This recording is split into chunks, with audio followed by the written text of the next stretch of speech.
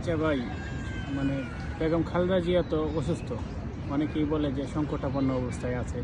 তো জনাব তারেক রহমান উনি কেন দেশে আসতেছে না, এই ব্যাপারে আপনার আসলে মূল্যায়ন কি বা মতামত কি হইতে পারে?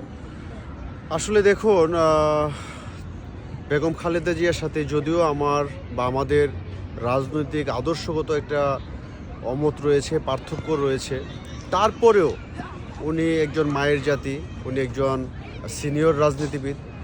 আমরা বঙ্গবন্ধু সৈনিকেরা, জননেত্রী শেখ হাসিনা আদর্শে যারা রাজনীতি করি, আমরা গণতান্ত্রিক ধারায় বিশ্বাসী এবং সেই গণতান্ত্রিক ধারায় বিএনপিকেও আমাদের প্রয়োজন, কারণ বিএনপি বাংলাদেশ একটা রাজনৈতিক দল। সেই জন্য বিএনপির বেগম খালেদা জিয়াকে আমি একজন বীরাঙ্গনা হিসাবে, একজন বাংলাদেশের সিনিয়র মহিলা রাজনীতিবিদ হিসাবে আমি ওনাকে আমার জায়গা থেকে সম্মান করি।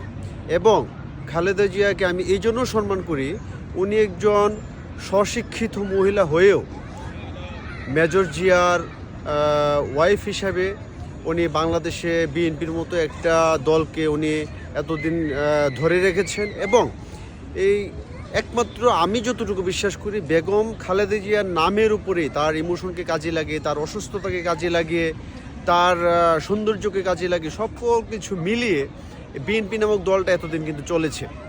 এখন আপনি যে প্রশ্নটা করেছেন যে খালেদা জি অসুস্থ কিন্তু তার একমাত্র পুত্র তারেক রহমান কেন এখনও দেশে আসতেছেন না, আমরা অনেকেই, আপনার মতো অনেকেই ধারণা করেছিলাম আমাদের আওয়ামী লীগ সরকারের আমাদের পতনের পর তারেক রহমান হয়তো বা দেশে আসবে। কিন্তু আমরা কিন্তু বারবারই বলেছিলাম যে তারেক রহমান কিন্তু এই দেশের নাগরিক না, মানে বাংলাদেশের নাগরিক না এই ছেলেটা।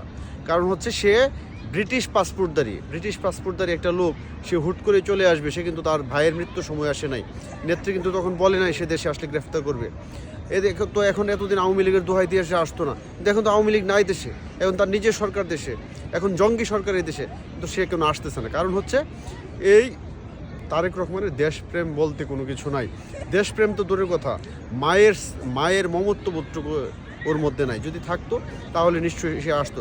এদেশের আপনারা বিএনপি যারা করেন, বিএনপির বাইরে লক্ষ লক্ষ বাইরা তার জন্য দোয়া করতেছেন, মিলাদ মাহফিল করতেছেন, অনেক কিছু করতেছেন, কিন্তু তারেক রহমান কোথায়? এই মুহূর্তে তো তার সন্তান পাশে থাকা দরকার, এই মুহূর্তে কিন্তু তার সন্তানটা পাশে নেই। সেই জন্য বলবো, আল্লাহ, আমি ব্যক্তিগতভাবে চাই খালেদা জিয়াকে দীর্ঘ হায়াত দান করুক।